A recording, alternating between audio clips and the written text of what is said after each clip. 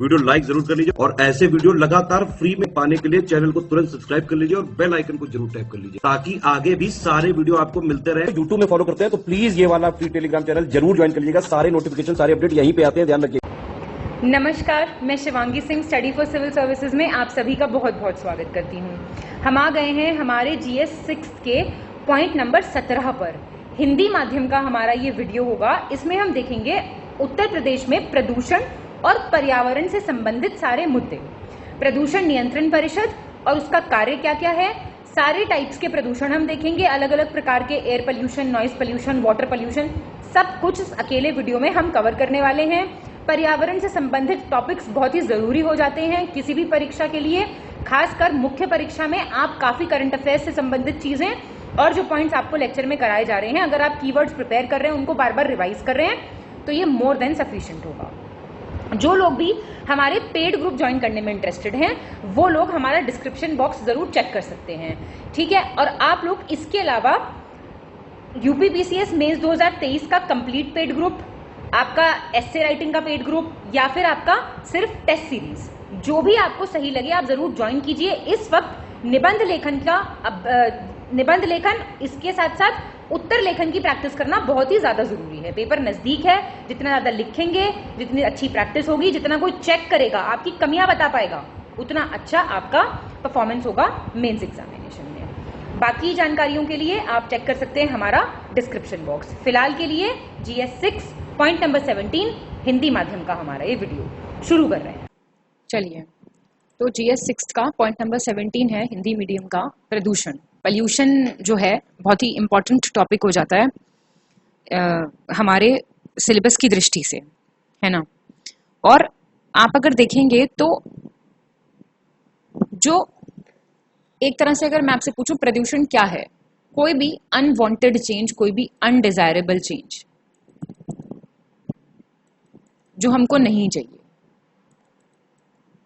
हो रहा है। अगर आप मान लीजिए हवा में, भूमि पे, पानी पे या फिर पूरे पर्यावरण पे इसका जो असर पड़ रहा है उसको आप कह रहे हैं प्रदूषण। ये तो कहलाता है प्रदूषण, है ना भाई। आप एक चीज देखिए, जो मान लीजिए जो प्रदूषण है उसमें दूषक पदार्थों के प्रवेश के कारण प्राकृतिक संतुलन में जो पैदा होने वाले दोष हैं, जो पैदा होने वाली अनवांटेड चेंज हैं, उनको आप कह रहे हैं प्रदूषण। अब प्रदूषण जो है वो पर्यावरण को, जीव जंतुओं को बहुत ज्यादा नुकसान पहुंचाता है। अर्थ क्या हो सकता है? वायु, जल, मिट्टी आदि का अवांछित द्रव्यों से दूषित होना। ठीक, इतनी बात समझ आ गई। और इसका सजीवों पे प्रत्यक्ष रूप से विपरीत प्रभाव ही पड़ता है, ये चीज आप लिखेंगे जरूर, ठीक है। अब अगर आप एक चीज देखें कि प्रदूषण जो है, अब जो ये मैंने आपसे कहा प्रदूषक जो जो जो कारण है, जो कारक हैं, वो क्या हैं, उनको आप कह रहे हैं प्रदूषक या फिर पल्यूटेंट्स। जो चीज खराब कर रही है ये वो एजेंट हैं जिनकी वजह से पल्यूशन हो रहा है, जिनकी वजह से प्रदूषण फैल रहा है, ठीक है। इतनी बात क्लियर हो गई। तो पल्यूटेंट्स क्या हो गए? पल्यूटेंट्स आपके हो गए जिनकी वजह से प्रदूषण जो है वो फैल रहा है।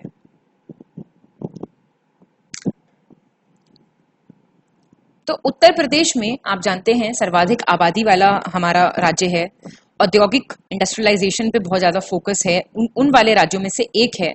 तो इसका असर क्या होता है? इसके परिणाम स्वरूप पर्यावरण और प्रदूषण से संबंधित बहुत से मुद्दे ऐसे हैं जो अब हमारे सामने आ रहे हैं धीरे धीरे। पहले इतना ज्यादा नहीं था, लेकिन अब जैसे जैसे अर्बनाइजेशन बढ़ता है, जैसे जैसे इंडस्ट्रियलाइजेशन होता है, तो ऐसे जो मुद्दे होते हैं ये सामने आते रहते हैं, ठीक है। क्लियर हो गई इतनी बात। तो अब जो ये प्रदूषक होते हैं ना, अगर मैं आपसे कहूं सीधी भाषा में, जो प्राकृतिक साधनों में अवांछनीय पदार्थ हैं अथवा तत्वों में जो मिलावट है, उनको ही आप पर्यावरण प्रदूषक कह रहे हैं सिंपल टर्म्स में, ठीक है। और आधुनिक युग जो जैसा चल रहा है उसमें आप जानते हैं मानव जनित जितनी भी औद्योगिक पदार्थ हैं वो प्रदूषक का कार्य कर रहे हैं, लेकिन नित्य प्रति उपयोग में आने वाले जो बहुत से पदार्थ हैं वो अलग अलग प्राकृतिक चक्रों तथा प्रक्रियाओं के माध्यम से फिर से दोबारा उपयोगी रूप में परिवर्तित हो जाते हैं। तो ऐसे अनेक पदार्थ हैं जिनका आविष्कार भी हो गया है, जिन पर प्राकृतिक विघटकों का या फिर चक्रों का प्रभाव नहीं होता, और ये पदार्थ जो हैं ये उपयोग के पश्चात गंभीर समस्या उत्पन्न करते हैं, ये एनवायरमेंट से, पर्यावरण से निकलते ही नहीं है। तो इन आधार पे, इन रासायनिक दृष्टिकोण से इन प्रदूषकों को दो श्रेणियों में विभाजित हम करते हैं, और वो दो श्रेणियां कौन सी हैं, जिनको आप कहते हैं पल्यूटेंट्स के प्रकार देखने बहुत जरूरी हैं। तो जो ये पल्यूटेंट्स हैं, प्रदूषक, आप समझ गए ना बात, हिंदी इंग्लिश ना करिएगा, मतलब मैं आपको दोनों भाषा में पूरी तरह समझा देती हूँ। एक है आपके जैव विघटनात्मक या फिर जैव निम्नीकरण प्रदूषक, जो होते हैं आपके बायोडिग्रेडेबल। नाम से इंग्लिश वाले तुरंत समझ गए होंगे, मतलब जो इंग्लिश इतनी समझ रहे हैं। बायोडिग्रेडेबल पोल्यूटेंट्स कौन से हो गए, ये वो हैं जो जीव जंतुओं में वनस्पतियों की जैविक क्रियाओं के फलस्वरूप उत्पन्न होते हैं, और इनकी जो रासायनिक संरचना होती है वो ज्यादा स्थायी नहीं होती। मतलब ये आपके मिट्टी में घुल जाते हैं, आप ऐसे तरीके से समझो, जो मिट्टी ने उगाया वो मिट्टी में घुल गया, मिट्टी के लिए उसको तोड़ना बहुत आसान है, ठीक है ना, टूटकर मिट्टी की उपज, बल्कि ये बढ़ाने में सहायक होते हैं। अब जल, मिट्टी, वायु प्रदूषण, लेकिन जब क्या होता है, इनकी विघटन क्षमता से ज्यादा हो जाता है इनका उत्पादन, याद रखिएगा। अच्छा, तो अगर ये बायोडिग्रेडेबल है तो इनको पोल्यूटेंट्स क्यों कहा जा रहा है भाई? सॉइल एक लिमिटेड, एक सीमित मात्रा में ही जैव जो है विघटन कर सकती है। जब ज्यादा हो गई मात्रा, नहीं कर पा रही, सॉइल नहीं तोड़ पा रही उस चीज को, अनियंत्रित जनसंख्या है, बड़े नगर हैं, गंभीर समस्या है ना, और इस वजह से कचरा इतना ज्यादा रूप में आ रहा है, तो भारत में गंदगी मिट्टी, जल, वायु, इन सबको प्रदूषित करती है। तो इस वजह से कचरा उत्पादन की गति प्राकृतिक विघटन क्षमता से बहुत ज्यादा अधिक है। आप जितना वेस्ट प्रोड्यूस कर रहे हो ना, जो नेचुरल बायोडिग्रेड हो रही है चीजें, उससे ज्यादा है। फिर आप क्या आते हैं अजैव विघटनात्मक या अजैव निम्नीकरणशील प्रदूषक, ये है आपके नॉन बायोडिग्रेडेबल। ये तो सबसे खतरनाक है, ये तो बेचारी मिट्टी कर ही नहीं सकती इनका कुछ, ठीक है ना।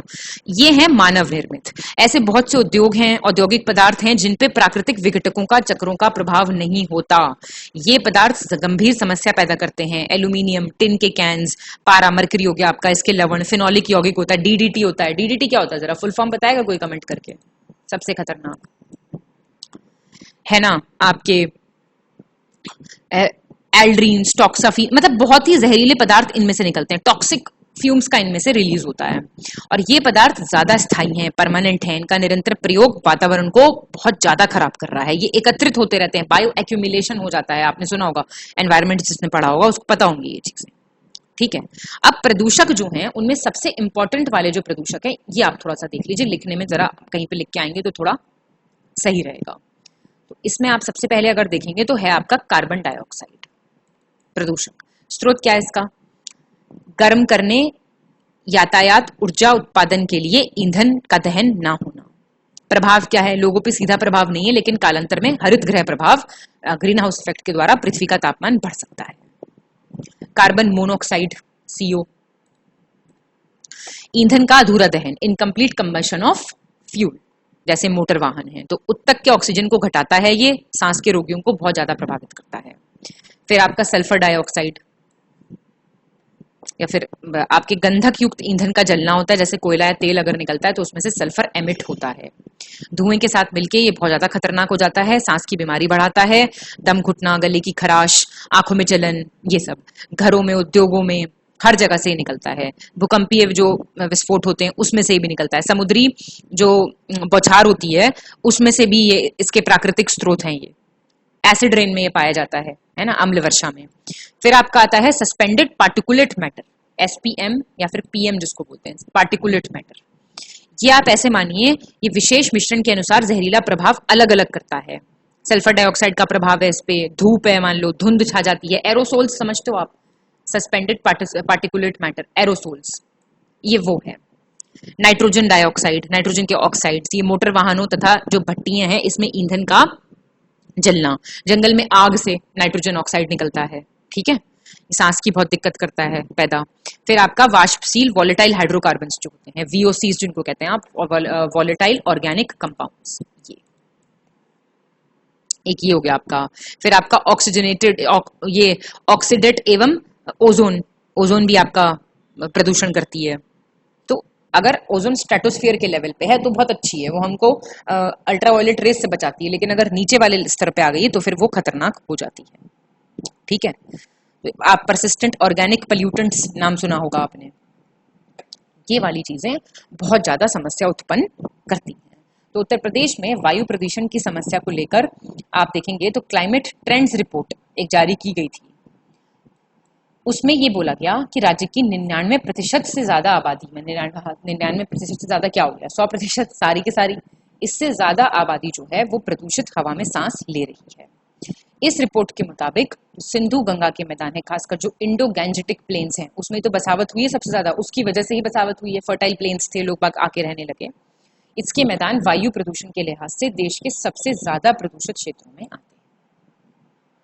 इस रिपोर्ट में जनवरी 2017 से जुलाई 2021 के बीच राज्य के 27 वायु गुणवत्ता निगरानी केंद्रों में PM 2.5, ये माइक्रोन्स होता है, इससे कम का बहुत ज्यादा, मतलब धूल के बहुत ही महीन कण होते हैं, तो ये सेटल हो जाते हैं आपके लंग्स में, आपके रेस्पिरेटरी ट्रैक्ट में। इसके प्रतिमाह औसत संघनन के आंकड़े एकत्र किए गए थे। ठीक है, ये वाली आपने चीज देखी। आगे बढ़ेंगे अब। तो ये वाले ना आप साथ साथ जो है प्रैक्टिस जरूर करते रहना, मेरे हिसाब से ना, अपने आंसर राइटिंग की, आपको समझ में आ रही है नहीं आ रही है चीजें, क्या चीजें चल रही हैं क्या नहीं चल रही हैं, ये बहुत जरूरी है। ठीक है, तो जितने भी चीजें आप यहाँ पे पढ़ें या कुछ भी हो, उनको आपको फिर प्रैक्टिस जरूर करना है, नहीं तो देखिए कोई फायदा नहीं होगा। मैं नहीं मानती कोई फायदा होता है अगर आप नहीं प्रैक्टिस कर रहे हैं या कुछ है, आपको इतना कुछ मटेरियल उपलब्ध कराया जा रहा है तो उसमें आपको थोड़ा सा काम ठीक से लेना है। अब उत्तर प्रदेश के प्रमुख पर्यावरणीय मुद्दे देख लीजिए आप। वायु प्रदूषण, सबसे पहले तो वायु प्रदूषण, एयर पोल्यूशन किसे कहते हैं, क्या तात्पर्य है इससे? इसका मतलब है वायु के प्राकृतिक सामंजस्य में होने वाले परिवर्तन। मतलब आमतौर पे वायु प्रदूषण उन पदार्थों को संदर्भित करेगा जो स्थानीय और क्षेत्रीय स्तर पर सीधे जानवरों, पौधों और लोगों तथा उनकी कलाकृतियों को नुकसान पहुंचाते हैं। ठीक है, अच्छा, स्रोत क्या होते हैं इनके, सोर्सेस क्या हैं? आप जानते हैं जीवाश्म का ईंधन वातावरण में, वही जो अभी आपने सारे प्रदूषक पढ़े ना, वही सारे कोई ना कोई प्रकार का पोल्यूशन कर रहे हैं। तो अब आपने एक बार सारे के सारे पढ़ लिए, अब आपको दिक्कत नहीं आएगी। वातावरण में सल्फर ऑक्साइड SO2, सल्फ्यूरिक अम्ल H2SO2 होता है, जो hydrogen sulphide H2S, carbon dioxide, ये सारी गैसें जो हैं ये विमुक्त होती हैं जब जीवाश्म ईंधन चलता है। फिर ऑटोमोबाइल, थर्मल पावर प्लांट में नाइट्रस ऑक्साइड है, नाइट्रोजन ऑक्साइड है, कार्बन मोनोऑक्साइड है, नाइट्रिक एसिड है HNO3, और उद्योग ऑटोमोबाइल से आपके धातु तक निकलते हैं, निकल, आर्सेनिक, सीसा, लेड जो होता है, और फ्लोराइड और प्रकाश रासायनिक धुंध, फोटोकेमिकल स्मोक, बहुत खतरनाक होता है, ये रिलीज होता है। अब शरीर पे आप जानते हैं इनका मानव स्वास्थ्य पे प्रभाव पड़ता है, पादपों पे प्रभाव पड़ता है, जंतुओं पे प्रभाव पड़ता है, एस्थेटिक ब्यूटी जो प्राकृतिक सौंदर्य होता है उस पे प्रभाव पड़ता है, जलवायु पे प्रभाव पड़ता है। तो वाहनों के उत्सर्जन से, औद्योगिक प्रदूषण, निर्माण गतिविधियां, खुले में कचरा जलाना जैसे विभिन्न कारकों के कारण उत्तर प्रदेश में हवा की गुणवत्ता काफी खराब है। खासकर आप देखेंगे लखनऊ, कानपुर, आगरा, वाराणसी, इन सब शहर जो हैं ये सबसे ज्यादा प्रदूषित शहरों में से एक माने जाते हैं। ये एक इंपॉर्टेंट चीज ये आप देख सकते हैं। ठीक है, फिर आपका आता है जल प्रदूषण, वाटर पोल्यूशन। अब सेम चीज, वाटर में भी यही कारक हैं जो परेशान कर रहे हैं, है ना? तो वही चीजें आपकी वाटर पोल्यूशन में आ जाएंगी। अब अगर आप इसमें देखेंगे तो जल प्रदूषण का क्या अर्थ होगा? जल प्रदूषण है आपका जल की गुणवत्ता में होने वाले नकारात्मक परिवर्तन। इसका अभिप्राय जल निकाय हैं, जैसे झीलें हैं, नदियां हैं, समुद्र है, भूजल है, इन सबके जल को संदूषित होने से। जल प्रदूषण ना सिर्फ इन जल निकायों के पादपों और जीवों को प्रभावित करता है, बल्कि स्थलीय जीवों के साथ मनुष्य का जीवन तो प्रभावित होगा ही होगा।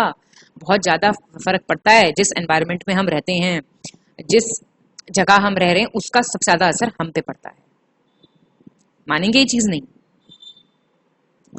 तो स्रोत क्या है जल प्रदूषण के? मैं आपसे कहूं स्रोत बताइए आप मुझे, स्रोत क्या होंगे? शहरीकरण, वनों की कटाई, औद्योगिक अपशिष्ट, सामाजिक धार्मिक प्रथाएं, डिटर्जेंट उर्वरकों का उपयोग, कृषि अपवाह, कीटनाशकों का ज्यादा से ज्यादा उपयोग। समझ रहे हैं, ये वाली चीज आती है। तो उत्तर प्रदेश की आप जानते हैं नदियां जो हैं वो अनुपचारित औद्योगिक अपशिष्टों, घरेलू सीवेज, कृषि अपवाह, इस सबके कारण अत्यधिक प्रदूषित हैं। गंगा नदी, जिसे हिंदुओं द्वारा पवित्र माना जाता है, दुनिया की सबसे प्रदूषित नदियों में से एक है। इससे जन स्वास्थ्य और पर्यावरण पर भी गंभीर प्रभाव पड़ता है। भूजल भी आर्सेनिक, फ्लोराइड और अन्य प्रदूषकों से दूषित होता है, जिससे यह उपभोग के लिए अनुपयुक्त हो जाता है। भाई ग्राउंड वाटर पे बहुत ज्यादा इफेक्ट पड़ रहा है आजकल। जो ये अलग अलग टाइप का पोल्यूशन चल रहा है ना, इसका असर सबसे ज्यादा पड़ रहा है ग्राउंड वाटर। और ग्राउंड वाटर जहाँ पे मिट्टी में तो जा रहा है ये सब कुछ। हम कहते नहीं है कि आजकल देखो इंजेक्शन लगाया, लौकी को बड़ा कर दिया, तो उस लौकी को खा के क्या होगा? केमिकल्स जा रहे हैं आपके शरीर में। गेहूं तक से केमिकल जा रहे हैं क्योंकि छिड़काव होता है फसलों पर। वो इंसान एब्जॉर्ब कर रहा है नहीं कर रहा है। गंगा कितनी प्रदूषित है, तो आप इस पे लिखेंगे तो एक पर्टिकुलर टॉपिक ही बहुत लंबा हो जाएगा, लेकिन आपको सारी चीजें पढ़नी है। फिर अपशिष्ट प्रबंधन, सॉलिड वेस्ट मैनेजमेंट तो बहुत ही खराब है। ये भी एक बहुत बड़ा कारण है जिसकी वजह से परेशानियां चल रही हैं इतनी ज्यादा।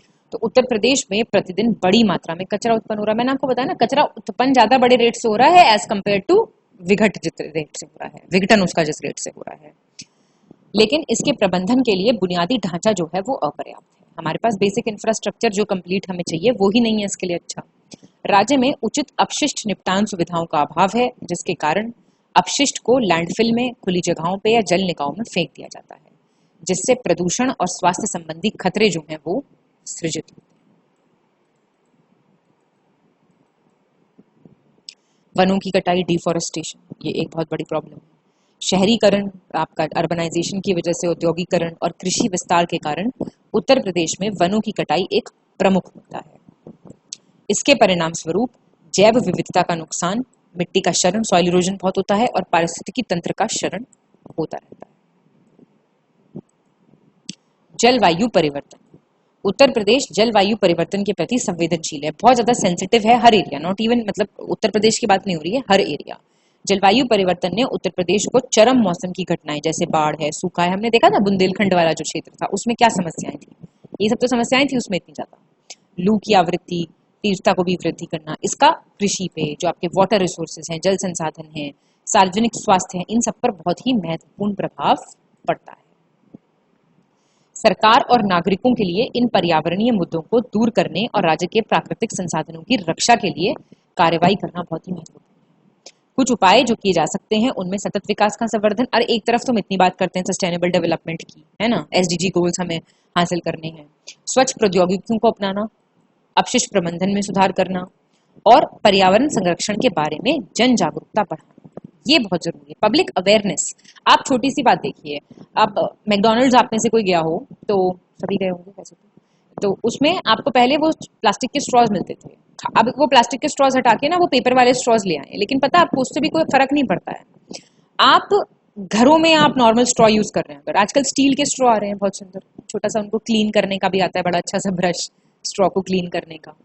तो आप एनवायरमेंटल फ्रेंडली प्रैक्टिसेस खुद अपनाना चाहिए। बड़ी बड़ी गाड़ियों में लोग चलते हैं और ऐसे शीशा खोला और फटाक से अपना कचरा बाहर फेंक दिया, ये क्या दर्शाता है? ये मानसिकता में बदलाव बहुत जरूरी है। बड़े बड़ी गाड़ियों में जो आदमी चल रहा है तो वो एक ठीक फैमिली से बिलोंग करता होगा, ऐसा हम मान के चल रहे हैं। हालांकि चलिए हम नहीं उसको जज कर रहे हैं कि जिसके पास बड़ी गाड़ी है उसके पास बड़ा दिमाग भी है, या ऐसा भी नहीं है कि जिनके पास बड़ी गाड़ी है वो सब पागल हैं, कुछ ऐसा भी तो नहीं है ना। लेकिन आप देखना, कई बार एक छोटा सा बच्चा कोई आएगा, वो तक डस्टबिन ढूंढेगा सामान डालने के लिए घर पे। कुछ जगह ऐसे देखती हूँ मैं, खाई चॉकलेट ये फेंका रैपर, खाया चिप्स ये फेंका रैपर, बहुत गुस्सा आता है मुझे ऐसे बच्चों को। मतलब एक बात है कि आप हर रूम्स में डस्टबिन डालने का कल्चर, ये आपके घर से स्टार्ट होती है चीजें। आपके हर रूम में डस्टबिन होगा ना तो आप देखना बाहर कहीं नहीं फेंक पाओगे आप, मतलब बहुत डिफिकल्टी हो जाती है आपको। आपके हाथ में कुछ रैपर होगा तो आप ढूंढोगे जगह इसको कहाँ डालूं, क्योंकि वो आदत आपको वैसी पड़ी हुई होती है। तो ये है जन जागरूकता, ये है अवेयरनेस, इनहेरेंट अवेयरनेस, बचपन से होना चाहिए ये चीज। तो इंसान फिर उस हिसाब से सुधार करता है, उस हिसाब से जिंदगी जीता है, उस हिसाब से एनवायरनमेंट को भी तवज्जो देता है, वैल्यू देता है कि हाँ हमें इसी एनवायरनमेंट में रहना है, बड़ा होना है, ये हमें रेसिप्रोकेट करेगा, वापस देगा। समझ रहे हैं? तो अब एक एक जो समस्या है इसको थोड़ा सा और डिटेल में देख लेंगे हम। उत्तर प्रदेश में जो पर्यावरणीय समस्या है वो आपकी यहाँ पे एक एक दी हुई है, वो आप देख सकते हैं। पहला आता है आपका वायु प्रदूषण। भाई प्रदेश जो है भारत का सबसे बड़ा राज्य है, इसके कुछ शहरों में वायु प्रदूषण बहुत ज्यादा बड़ी समस्या है। तो प्रदेश का आप जानते हैं लखनऊ, कानपुर, वाराणसी, मेरठ, आगरा, गाजियाबाद, नोएडा, इन जैसे शहरों में वायु प्रदूषण का स्तर जो है वो बहुत ज्यादा होता है। इन शहरों में वायु प्रदूषण का मुख्य कारण क्या है? औद्योगिक गतिविधियां, इंडस्ट्रियल जो एक्टिविटीज बढ़ रही हैं। लेकिन वो भी जरूरी है। अब एक तरफ हमने इंडस्ट्रियलाइजेशन वाला टॉपिक पढ़ा, लेकिन सस्टेनेबल इंडस्ट्रियल प्रैक्टिसेस है ना। फिर कंस्ट्रक्शन वर्क बहुत चलता है शहरों में, ट्रैफिक जाम आपको पता ही है। इससे देखो, अब आप ट्रैफिक में खड़े, वही चीज एयर पोल्यूशन कर रही है, वही चीज नॉइज पोल्यूशन कर रही है, ध्वनि प्रदूषण भी उसी चीज से हो रहा है। इलेक्ट्रिक जनरेटर्स हैं, कोयला है, तापीय संयंत्र हैं, थर्मल पावर प्लांट्स, उनसे बहुत ज्यादा होता है। फ्लाई ऐश सुना होगा आपने, वो निकलती है इनसे, बहुत आता है सवाल इस पे। फ्लाई ऐश वो क्या है? एक तरह का वायु प्रदूषण ही तो है। सुना होगा आपने फ्लाई ऐश। आपका कोयले के जलने से जो तापीय ऊर्जा प्राप्ति के समय राख के बारीकीकरण कणन उत्पन्न होते हैं, जो पर्यावरण से संबंधित आपकी गंभीर समस्या उत्पन्न करते हैं, और ये बहुत ही सूक्ष्म कण होते हैं असल में। तो इसको कहा जाता है फ्लाई ऐश। लेकिन ये अच्छी होती है, मतलब इसको आप यूज कर सकते हैं। अच्छी होती है मतलब कंस्ट्रक्शन में सीमेंट के साथ ये यूज हो सकती है। फ्लू ऐश, कोल ऐश, पल्वराइज्ड फ्यूल ऐश बोलते हैं इसको, सुना होगा आप लोगों ने। तो फ्लाई ऐश भी यही है एक तरीके से, समझ रहे हैं। तो इन चीजों को समझना बहुत ज्यादा बारीकी से इंपॉर्टेंट हो जाता है हमारे लिए, है ना। सही कह रही हूँ कि गलत कह रही हूँ? तो चलिए, पश्चिमी उत्तर प्रदेश में आप जानते हैं पेपर मिल है, इंक इंडस्ट्री है, आपकी पेंट इंडस्ट्रीज हैं, स्टील वर्क होता है, निर्माण सामग्री कारखाने हैं। इन सब से लेकर बहुत सी मतलब ऐसी यूनिट्स ऑलरेडी चल रही हैं। तो जब ऐसी यूनिट्स चल रही हैं तो फिर भैया वो प्रदूषण भी करेंगी ही करेंगी, है ना, इसमें तो कोई शक है नहीं। और औद्योगिक इकाइयों से बहुत ज्यादा धुआं, वेस्टेज, इसके कारण हवा में प्रदूषण स्तर बहुत बढ़ जाता है। दिल्ली में देखा आप धुंध कितनी हो जाती है, सर्दियों में तो बहुत बुरा हाल हो जाता है इन सब चीजों का, बड़ी परेशानी आ जाती है। प्रदेश में अभी भी आप जानते हैं खेतों में फसलों के अवशेषों को जलाना, स्टबल बर्निंग जिसको कहते हैं, पराली जलाना, उसके कारण हवा में प्रदूषण की परत जम जाती है, जिसके कारण हवा भारी होकर हैवी हो जाएगी। तो हैवी क्यों हो रही है? वो सब पोल्यूटेंट्स हैं, प्रदूषक हैं, दूषित कर रहा है उसको। टेरी की रिपोर्ट के अनुसार लखनऊ शहर में वायु प्रदूषण में PM10 का 86% उत्सर्जन सड़कों की धूल के कारण था। रोड डस्ट, सोचिए वही किस स्तर पर उड़ाई जा रही है। नगर पालिका ठोस अपशिष्ट, उत्तर प्रदेश में भूमि प्रदूषण में नगर पालिका ठोस अपशिष्ट के निपटान का महत्वपूर्ण योगदान है। अपशिष्ट को अक्सर खुले लैंडफिल या खुली जगहों में फेंक दिया जाता है, उससे भी मिट्टी दूषित होती है, वायु प्रदूषण होता है। ये सारी इंटरकनेक्टेड चीजें हैं, एक चीज से एक चीज नहीं होती कभी भी, समझ रहे हैं। अब आप ये देखिए जरा कि आपने सुना होगा वायु गुणवत्ता सूचकांक, एयर क्वालिटी इंडेक्स, AQI। ये आपका इंपॉर्टेंट है, आप AQI मेंशन कर सकते हैं आपका वायु प्रदूषण वाले आंसर में। तो AQI क्या है? 2022-21 में मतलब इसमें 8 प्रदूषक के लिए ये विकसित किया गया है। कौन कौन से 8 प्रदूषक जानते हैं आप लोग? एक तो है आपका PM2.5, PM10 ammonia, lead, nitrogen oxide है, सल्फर डाइऑक्साइड है, ओजोन है, और है कार्बन मोनोऑक्साइड। ठीक है, अब आप ये देखेंगे अगर कि प्रदेश में जो मानव जनित गतिविधियां है ना, स्वास्थ्य समस्याओं को और प्रदूषण से संबंधित बीमारियां बहुत ज्यादा हो रही हैं। अस्थमा, श्वसन रोग, फेफड़ों का कैंसर, स्किन रिलेटेड डिसऑर्डर्स बहुत हो रहे हैं, त्वचा संबंधी बीमारियां। तो चिंता के मुख्य प्रदूषक कौन से हैं? NO2, carbon monoxide. वायु प्रदूषण और याद रखिएगा एयर पोल्यूशन और मौसम की चरम स्थितियां, दोनों ही क्लाइमेट चेंज की वजह से मौसम की चरम स्थितियां आ रही हैं, जलवायु परिवर्तन की वजह से, ये आपस में जुड़ी हुई है। मीथेन, ओजोन, एरोसोल, ये वायु प्रदूषक सूर्य के प्रकाश को भी प्रभावित करते हैं, याद रखिएगा। जो उच्च वोल्टेज विद्युत के निर्वहन से ऑक्सीजन को ओजोन में परिवर्तित कर देता है, उसके परिणाम स्वरूप क्या होता है? ओजोन परत के क्षरण से पराबैंगनी किरणों का प्रवेश बढ़ गया है, याद रखिएगा ये चीज। बहुत से सरकार ने काम भी करे, ग्रेडेड रिस्पॉन्स एक्शन प्लान प्रदेश सरकार भी लेके आई है, दिल्ली में आया था ये। प्रदूषण भुगतान सिद्धांत, आपका स्मॉग टावर्स लगाए गए। फिर BS6, डायरेक्ट हम BS6 पे गए ना, कौन सा स्किप करा है हमने? बेसल वाला जो नॉर्म्स होते हैं। फिर आपका बहुत सारी सफर करके एक पोर्टल होता है, वायु गुणवत्ता और मौसम पूर्वानुमान तथा अनुसंधान प्रणाली, आपका AQI तो है ही, प्रधानमंत्री उज्ज्वला योजना, ये भी तो आप जानते हैं एयर क्वालिटी को इंप्रूव करने के लिए, लेडीज को स्मोक से पोल्यूशन ना हो, ये इसलिए स्टार्ट हुई थी कि भैया इन्हें चूल्हे पे से हटा के इन्हें गैस स्टोव दो। समझ रहे हैं? तो ये देखिए आप सारी चीजें इंपॉर्टेंट हो जाती है। चलिए आगे बढ़ते हैं। अब आता है आपका सॉइल पोल्यूशन, आपका मृदा प्रदूषण देखेंगे अब हम, है ना। चलिए,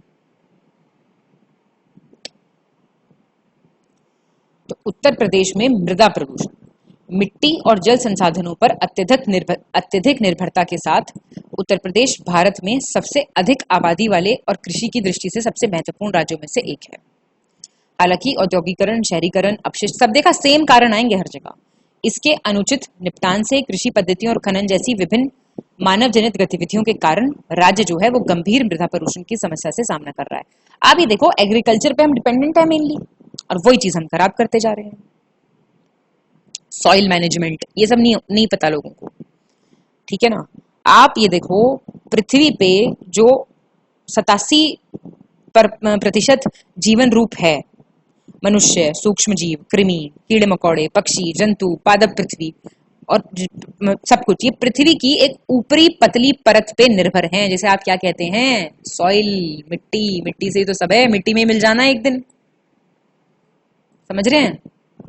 वर्तमान में मृदा एक गंभीर खतरे का सामना कर रही है। आप देखेंगे इतनी सारी रिपोर्ट आती हैं, भारत का मैं पूरा बताऊं तो 30% भूमि पहले से ही शरण का शिकार है और 90% राज्य उर्वर भूमि के मरुस्थलीकरण का सामना कर रहे हैं। डेजर्टिफिकेशन बहुत हो रहा है, बंजर जमीनें हो रही हैं। तो इस परिदृश्य से भावी पीढ़ियों के लिए क्या होगा, उन्हें तो पता ही नहीं चलेगा कि मृदा की रक्षा करना न केवल खाद्य एवं पोषण सुरक्षा के लिए, आप देख लीजिए सॉइल का डायरेक्ट रिलेशन है नेशनल फूड सिक्योरिटी के साथ, बल्कि मानव जाति के लिए भी अत्यंत महत्वपूर्ण है। अच्छा, हेल्दी सॉइल क्यों चाहिए आपको? मैं आपसे कहूं स्वस्थ मृदा का क्या महत्व है, क्यों होनी चाहिए अच्छी मिट्टी? खाद्य और पोषण सुरक्षा, याद रखिएगा इस बात को। मृदा प्रबंधन का महत्व प्रकाश डालता है। इस पे संयुक्त राष्ट्र ने यह बात कही थी कि पृथ्वी पर लोगों की कुल संख्या की तुलना में 1 चम्मच मृदा में अधिक जीवित जीव मौजूद हैं। सोचिए आप, मृदा में खनिज, जैविक घटक, जैविक जीव मौजूद हैं तथा पृथ्वी पर पोषक तत्वों से भरपूर पादप जीवन की सुनिश्चितता के लिए इसे आपको खराब होने से बचाना बहुत ज्यादा जरूरी है। ये स्वस्थ पादप विकास का संपोषण करते हैं और इसके पोषण मूल्य को बढ़ाते हैं। दूसरा कारण क्या पढ़ाया था मैंने आपको एक बार पहले भी, कार्बन सिंक। आप जानते हैं समुद्रों के बाद सबसे बड़ा कार्बन सिंक कौन सा है? मृदा है कार्बन का भंडारण सबसे बड़ा, महासागरों के बाद। तो इस प्रकार सूखे और बाढ़ के प्रति भूदृश्य को लचीला और प्रोत्साहित बनाने में मदद मिल सकती है अगर आप मृदा को सुरक्षित रखते हैं तो। तीसरा प्राकृतिक फिल्टर है, नेचुरल फिल्टर का काम करती है मृदा। मृदा द्वारा सतह से धूल, रसायन और बाकी के जितने भी ये पोल्यूटेंट्स होते हैं, दूषित पदार्थ होते हैं, इनको फिल्टर किया जाता है, जिससे भूमिगत जल पृथ्वी के सबसे साफ जल में से एक के रूप में अस्तित्व में आता है। आजीविका और बसावट, इसकी वजह से तो प्रॉब्लम आई है, मतलब ये तो मृदा में ही तो होता है सब कुछ। मृदा इमारतों को, राजमार्गों को सहारा देती है, इस प्रकार हमारे शहरों की अर्थव्यवस्था में योगदान करती है। ये है मिट्टी का महत्व, समझ रहे हैं? तो अब प्रदेश में मृदा प्रदूषण के कारक क्या क्या हैं? आप जानते हैं इंडस्ट्रियलाइजेशन बहुत हो रहा है, औद्योगिक गतिविधियां हैं। प्रदेश में बड़ी संख्या में उद्योग हैं जो अनुपचारित अपशिष्टों और अपशिष्ट पदार्थों को मिट्टी में फेंक देते हैं डायरेक्ट। इससे मिट्टी क्या होगी? खराब होगी और क्या होगी। इन उद्योगों में रसायन, कपड़ा, चीनी और उर्वरक उद्योग शामिल हैं। शहरीकरण, रैपिड अर्बनाइजेशन जो हो रहा है, उत्तर प्रदेश में तेजी से शहरीकरण के कारण ठोस अपशिष्ट उत्पादन में वृद्धि हुई है, जिसे अक्सर खुले डंप या लैंडफिल्स में निपटाया जाता है, जिससे मिट्टी और ज्यादा प्रदूषित हो जाती है। कृषि पद्धतियां, भाई एग्रीकल्चरल प्रैक्टिसेस हैं आजकल ऐसी जिसमें इतना ज्यादा आपके कीटनाशक, उर्वरक ये सब उपयोग में आ रहे हैं। तो कृषि में उर्वरकों और कीटनाशकों के अत्यधिक उपयोग का भी प्रदेश में मृदा प्रदूषण में एक बड़ा योगदान है। कृषि में कीटनाशकों, उर्वरकों और अन्य रसायनों के उपयोग के कारण उत्तर प्रदेश में मृदा प्रदूषण एक चिंता का विषय बन गई है। इससे मिट्टी की उर्वरता में गिरावट आई है, जिसका कृषि, खाद्य सुरक्षा और मानव स्वास्थ्य पर नकारात्मक प्रभाव पड़ा है। ये लिख सकते हैं। माइनिंग एक्टिविटीज बहुत ज्यादा हैं, खनन गतिविधियां जो होती हैं प्रदेश में, वो जरूर लिखिए आप। उत्तर प्रदेश में कई खनन स्थल हैं, माइनिंग साइट्स बहुत ज्यादा हैं, जहाँ पे भारी धातुओं और अन्य प्रदूषकों को मिट्टी में छोड़े जाने के कारण मृदा प्रदूषण का कारण बनता है। जो ये भारी धातु है, लेड, आर्सेनिक, ये सब मिट्टी में जा रहा है, फिर ये ग्राउंड वाटर में जा रहा है, फिर ये खाने में आ रहा है वापस। नगर पालिका ठोस अपशिष्ट, ये आप लिख सकते हैं। भाई प्रदेश में भूमि प्रदूषण में नगर पालिका ठोस अपशिष्ट की गैर जिम्मेदार निपटान प्रणाली का भी महत्वपूर्ण योगदान है। सॉलिड वेस्ट मैनेजमेंट अच्छा नहीं है बिल्कुल। खुले लैंडफिल्स में छोड़ दिया, खुली जगह। देखो आप कॉलोनीज के बाहर पड़ा रहता, कूड़े के ढेर लगे हुए। दिल्ली में तो पहाड़ बन गए कूड़े के, जिससे मिट्टी दूषित हो जाती है और वायु प्रदूषण होता है। निर्माण गतिविधियां, कंस्ट्रक्शन वर्क तो देखो चलता ही रहता है लगातार।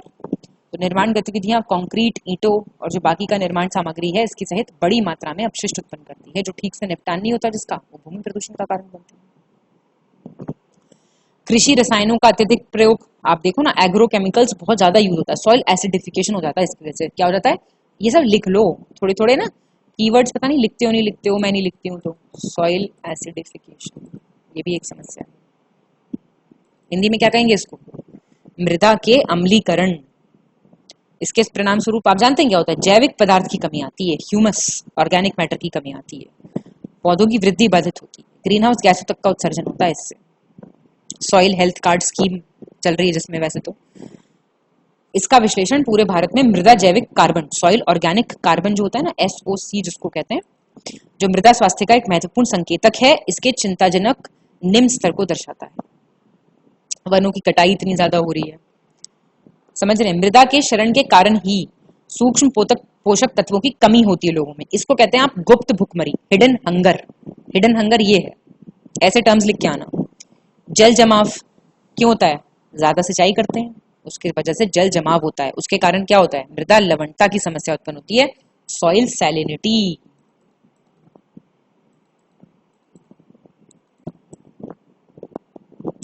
क्योंकि जल जमाव से ग्रस्त मृदा सिंचाई जल द्वारा अयातित लवणों के निक्षालन किसको बाधित करती है, लीचिंग को। लीचिंग नहीं हो पाती उससे।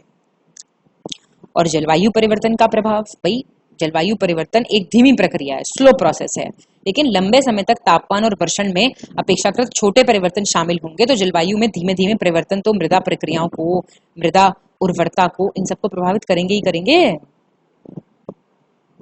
क्या करेंगे, एग्रो फॉरेस्ट्री पढ़ा था, ये वाले कुछ आप सोल्यूशंस लिख सकते हैं। एग्रो फॉरेस्ट्री बताया था मैंने आपको, पूरा लेक्चर कराया है इसमें।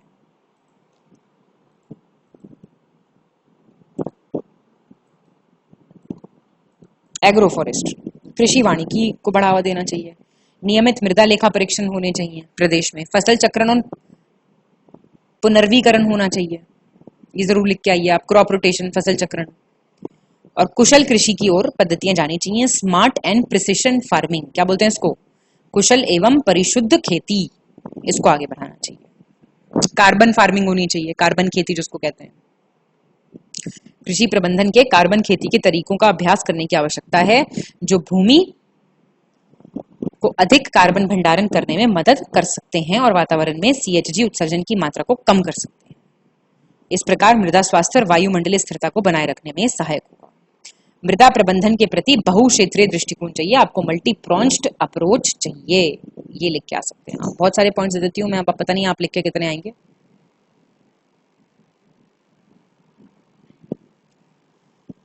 ये एक आपका इंपॉर्टेंट चीज हो जाती है ना। चलिए अब आता है आपका प्रदेश में ध्वनि प्रदूषण, आपका नॉइज पोल्यूशन। देखिए बहुत ही कमाल की इसमें एक बात सामने आई थी। उत्तर प्रदेश में विशेषकर शहरी क्षेत्रों में ध्वनि प्रदूषण की समस्या एक बड़ी समस्या है।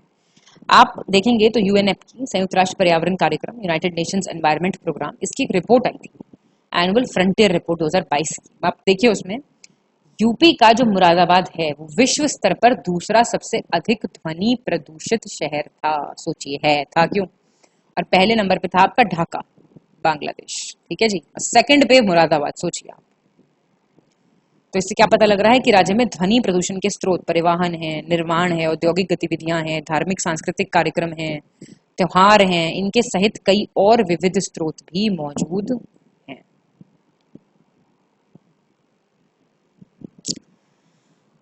तो इस पे मतलब ये बहुत विचार वाली चीज है ना कि भाई बताओ, कमाल हो रही है बिल्कुल ही। तो उत्तर प्रदेश में जो ध्वनि प्रदूषण है उसके मुख्य कारक क्या थे? परिवहन, बढ़ता शहरीकरण, औद्योगिकरण के साथ उत्तर प्रदेश में परिवहन ध्वनि प्रदूषण का एक प्रमुख स्रोत बन गया है। यातायात, भीड़, हॉर्न्स, बसें हैं, ट्रक हैं, मोटरसाइकिल हैं, इन जैसे वाहनों से तेज शोर ध्वनि प्रदूषण के महत्वपूर्ण कारक हैं। निर्माण गतिविधियां बहुत ज्यादा होती हैं कंस्ट्रक्शन वर्क की वजह से, विध्वंस, उत्खनन, ड्रिलिंग, इनके सहित निर्माण गतिविधियां शहरी क्षेत्रों में उच्च स्तर का ध्वनि प्रदूषण उत्पन्न करती हैं।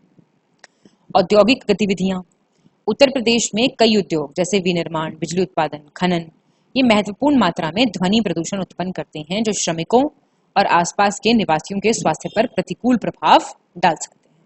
ये सारे पॉइंट्स लिख सकते हैं आप। धार्मिक और सांस्कृतिक कार्यक्रम तो पता ही है आपको, डीजे कंपटीशन होते हैं कांवड़ में, तो पता है आपको इस तरफ।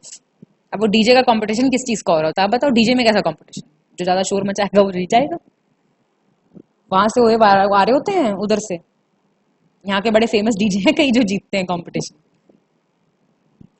तो ये हाल है। आप रात डीजे बंद नहीं करना चाहते लोग बाग रात को शादियों में, 10 बजे तक की लिमिट है ना, कहाँ होता है बंद?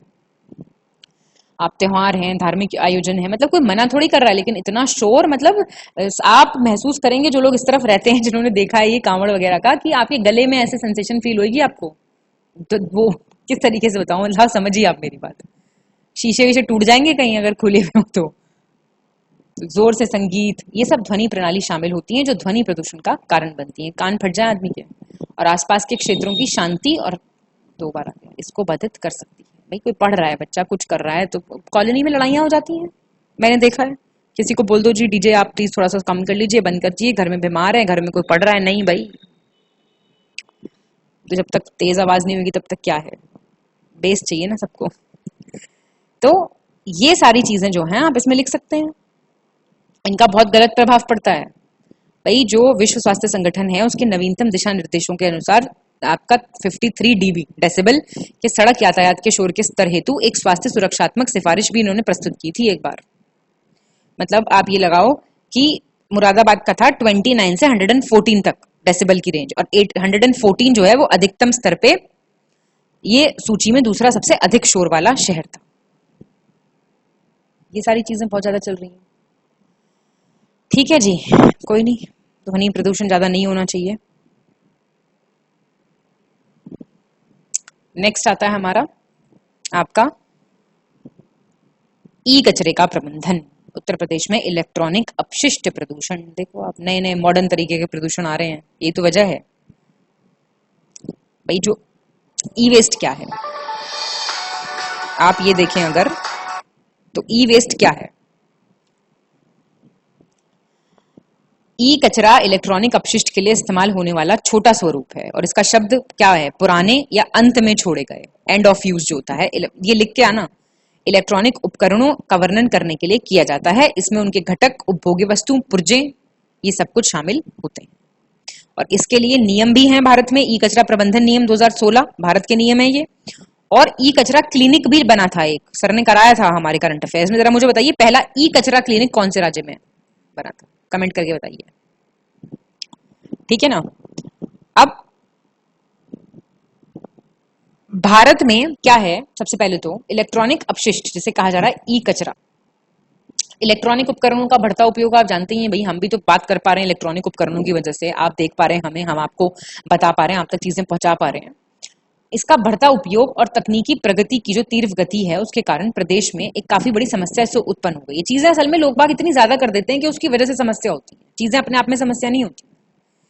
ई अपशिष्ट में सीसा, लेड, पारा, मरकरी, कैडमियम, ये ब्रोमिनेटेड फ्लेम रिटार्डेंट्स जो होते हैं, ऐसे ऐसे खतरनाक पदार्थ होते हैं जिनका स्वास्थ्य और पर्यावरण पर गंभीर प्रभाव पड़ सकता है। उत्तर प्रदेश में ई अपशिष्ट के स्रोतों में घर, व्यवसाय, सरकारी संगठन सब शामिल हैं जो अपने पुराने इलेक्ट्रॉनिक उपकरणों का निपटान करते हैं। ई अपशिष्ट के अनुचित निपटान से मिट्टी, पानी और हवा का प्रदूषण हो सकता है। ठीक है, अब प्रदेश में ई कचरा प्रदूषण के कारण, मतलब प्रमुख कारक क्या हैं?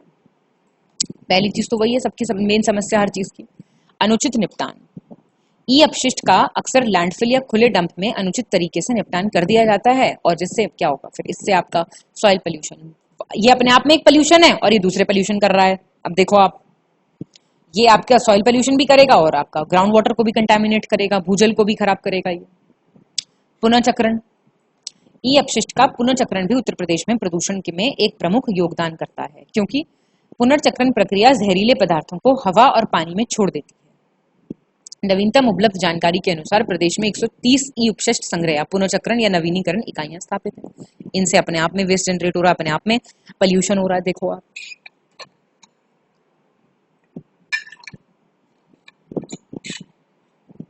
ऐसी ऐसी समस्याएं बढ़ रही हैं बहुत ज्यादा। अनौपचारिक क्षेत्र, प्रदेश में ई अपशिष्ट की एक बड़ी मात्रा को अनौपचारिक क्षेत्र द्वारा संसाधित किया जाता है, जो शारीरिक श्रम और पुरानी तकनीकों को नियोजित करते हैं। मतलब उनके पास लेटेस्ट टेक्नोलॉजी नहीं है जिससे उसको अच्छे से रिसाइकल किया जा सके या फिर चीजें सही की जा सके, जिससे प्रदूषण और स्वास्थ्य को खतरा हो सकता है। उत्तर प्रदेश में ई कचरा प्रदूषण के प्रभाव गंभीर हो सकते हैं और इसमें श्वसन संबंधी बीमारियां, तंत्रिका संबंधी क्षति, कैंसर जैसी स्वास्थ्य समस्याएं और साथ ही पर्यावरणीय क्षति भी शामिल हो सकती है। ये इंपॉर्टेंट पॉइंट है, ठीक है ना। बहुत सारे ये आपने ईपीआर सुना होगा, विस्तारित निर्माता उत्तरदायित्व, आपका एक्सटेंडेड प्रोड्यूसर रिस्पॉन्सिबिलिटी, नियम आए, उनको इस सबके तहत लाया गया, लेकिन ज्यादा कुछ खास हो नहीं पाता। तो क्या करना चाहिए आपको? सबसे अच्छा तरीका क्या है? कम सामान खरीदो, है ना, ई कचरे का दान करो, जो आपकी यूज की चीजें नहीं है, अप्रयुक्त उत्पाद है, उनको बेच दो, पुनर्चक्रण संभावनाओं के बारे में जागरूकता लेके आओ,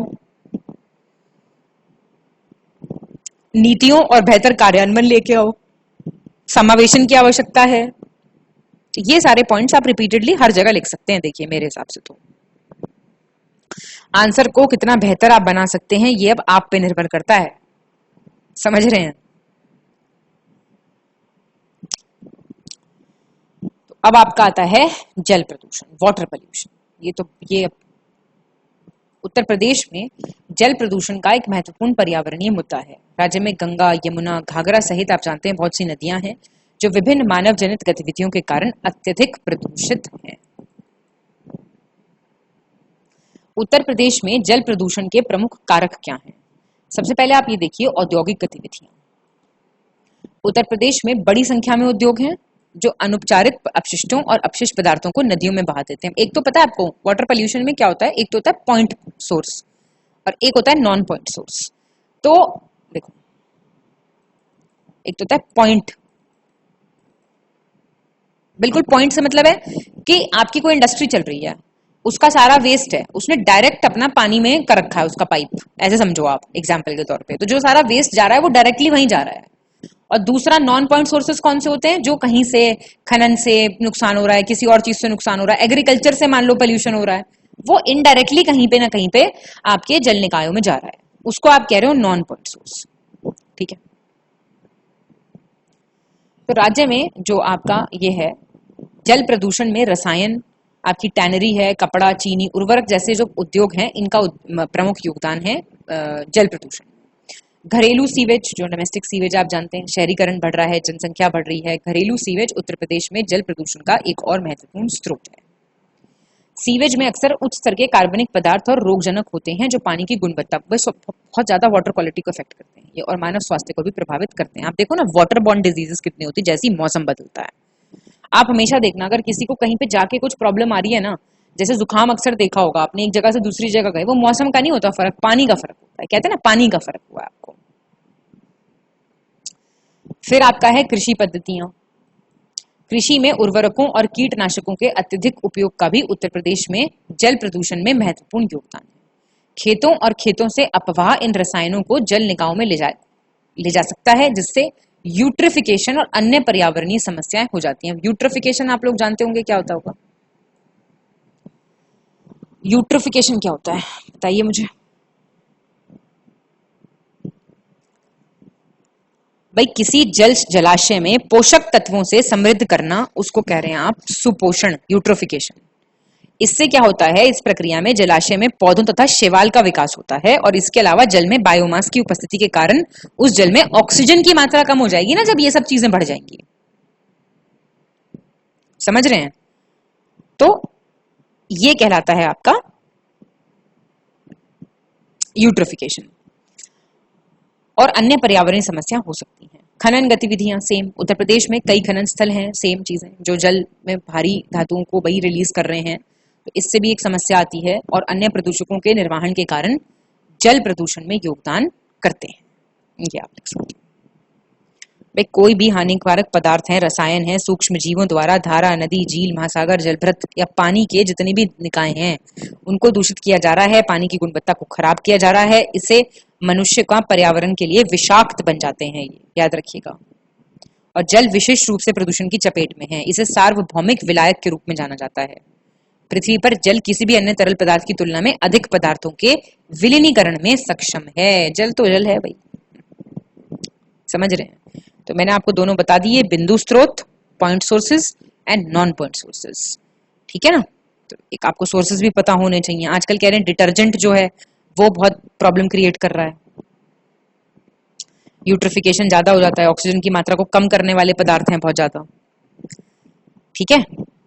ये वाली सारी चीजें हैं इंपॉर्टेंट।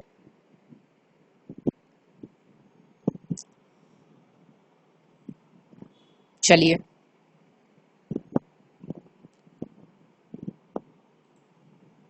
अब उत्तर प्रदेश सरकार द्वारा राज्य में प्रदूषण को नियंत्रित करने और पर्यावरणीय मुद्दों के समाधान के लिए क्या प्रयास किए जा रहे हैं। प्रयास तो लिखेंगे ना, आपको सिर्फ प्रॉब्लम बता के तो नहीं पीछा छुड़ा लेंगे, प्रयास तो लिखने हैं।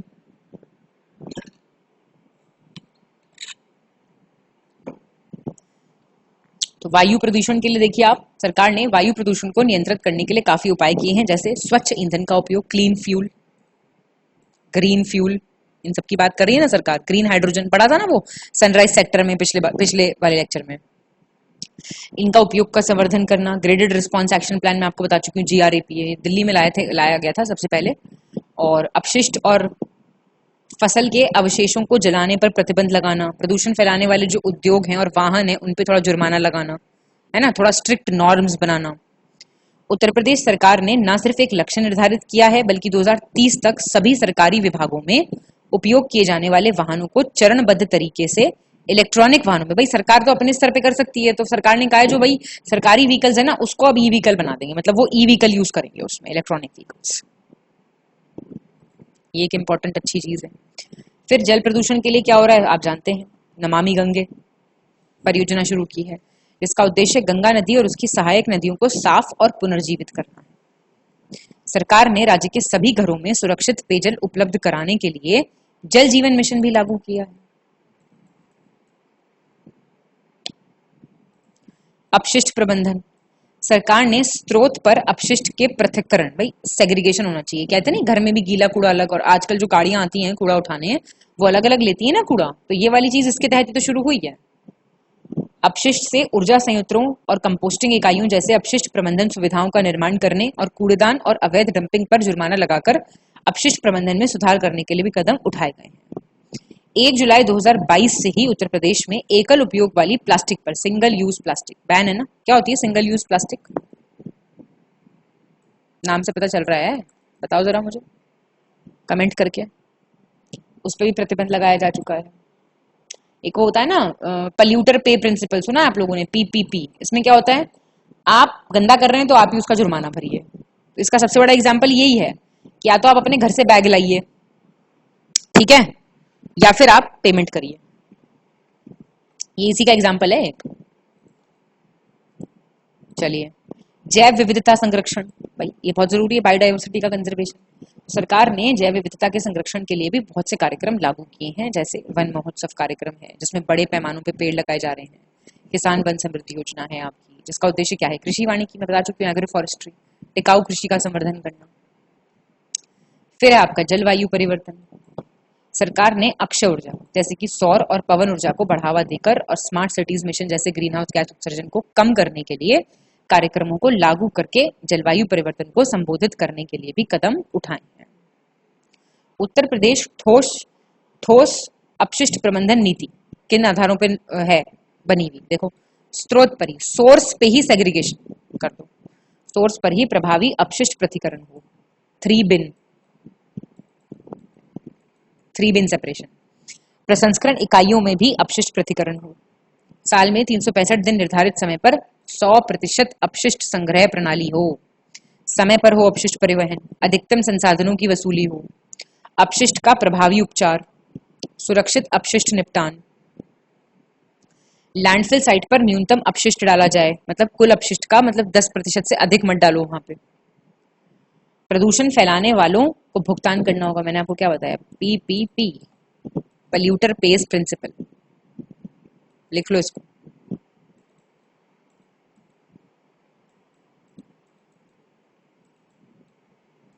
ठीक है।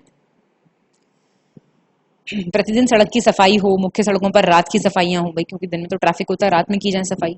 प्रभावी आपका IEC, आपका जागरूकता सृजन हेतु सूचना, शिक्षा और संचार पहले संचालित की जाए।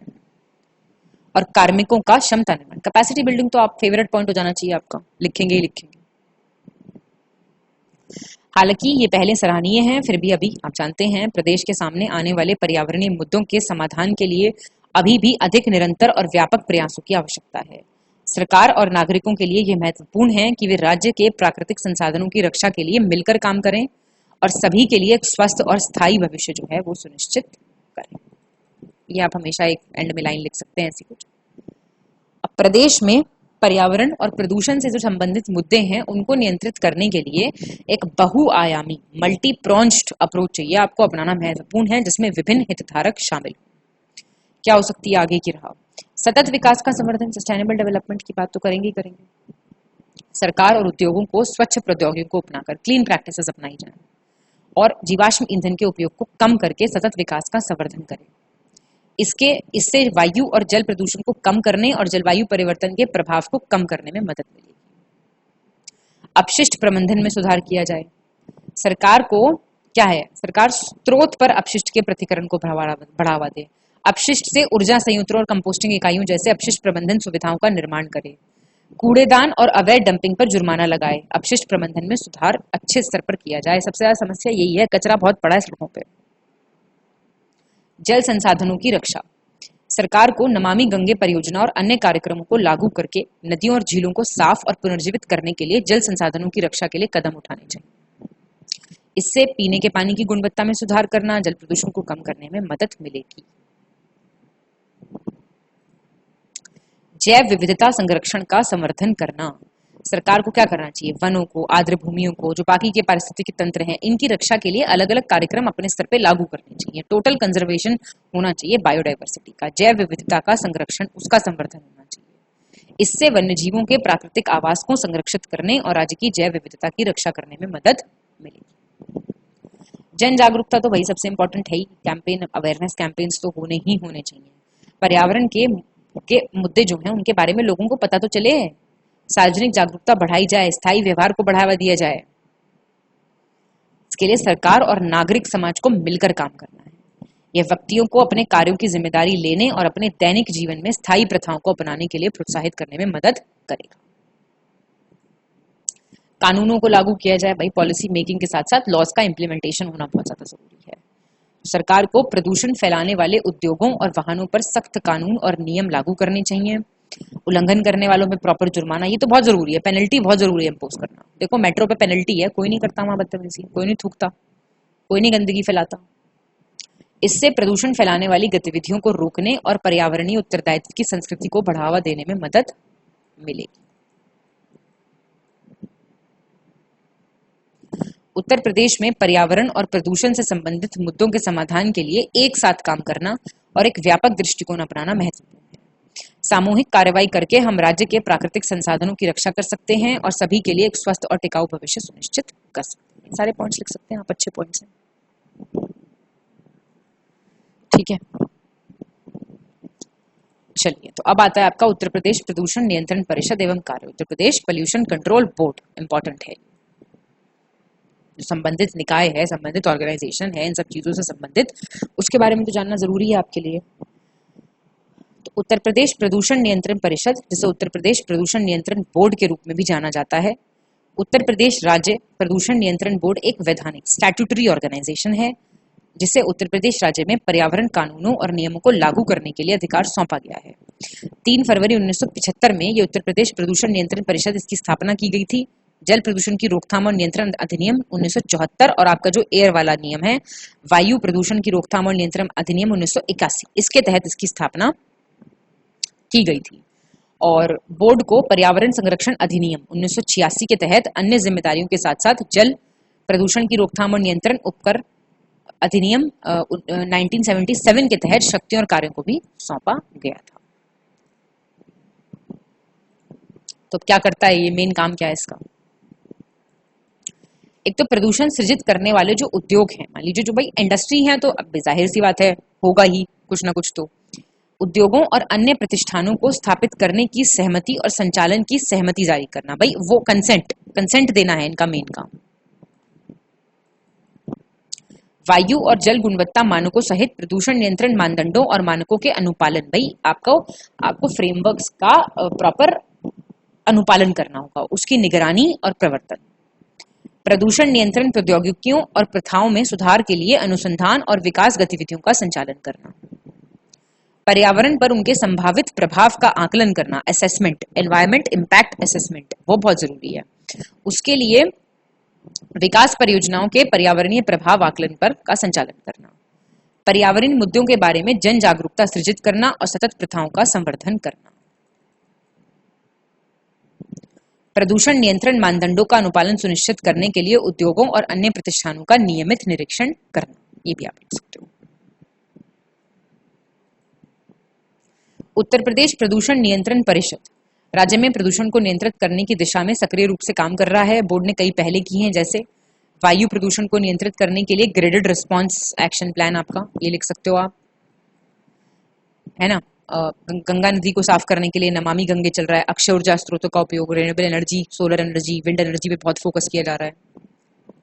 अपने विनियामक और निगरानी कार्यों के अलावा ये जो है ये पर्यावरणीय मुद्दों के बारे में ये जन जागरूकता भी करते हैं। ऐसा नहीं है सिर्फ ये रेगुलेटरी फंक्शंस हैं, इनके पेनल्टी वाले फंक्शंस हैं, ऐसा नहीं है। इसके अलावा ये लोग काफी हेल्प भी करते हैं पब्लिक अवेयरनेस फैलाने के लिए, और स्थायी प्रथाओं को बढ़ावा देने में भी शामिल रहा है। बोर्ड पर्यावरण संरक्षण के महत्व के बारे में जनता को शिक्षित करने के लिए नियमित जागरूकता अभियान और आउटरीच कार्यक्रम भी आयोजित करता रहता है। तो कुल मिला के उत्तर प्रदेश प्रदूषण नियंत्रण परिषद राज्य में प्रदूषण को विनियमित और नियंत्रित करने और राज्य में सतत विकास को बढ़ावा देने में महत्वपूर्ण भूमिका निभाता है। ठीक है, तो मेरे हिसाब से सफिशिएंट होगा ये लेक्चर आप लोगों के लिए, अगर इस सबसे रिलेटेड कोई आता है। बाकी भी एनवायरनमेंट आप लोग पढ़ ही रहे होंगे अपना। इसके अलावा जो लोग भी पीडीएफ चाहते हैं वो इन नंबर्स पे कॉल या व्हाट्सएप कर सकते हैं। अधिक जानकारी के लिए आप हमारा डिस्क्रिप्शन बॉक्स भी चेक कर सकते हैं। देखिए, आंसर राइटिंग बहुत ज़रूरी है, टेस्ट सीरीज बहुत ज़रूरी है, उस पर बहुत ज़्यादा ध्यान दीजिए। शुभकामनाएं मेरी बहुत बहुत हैं आपके साथ, मैं पढ़ा रही हूँ इतनी मेहनत से, तो मैं बिल्कुल चाहूँगी कि आप सब बहुत अच्छा करके आएँ अपने पेपर में। इसके साथ मैं मिलती हूँ आपको हमारे नेक्स्ट लेक्चर में। ऑल द बेस्ट, बहुत बहुत धन्यवाद।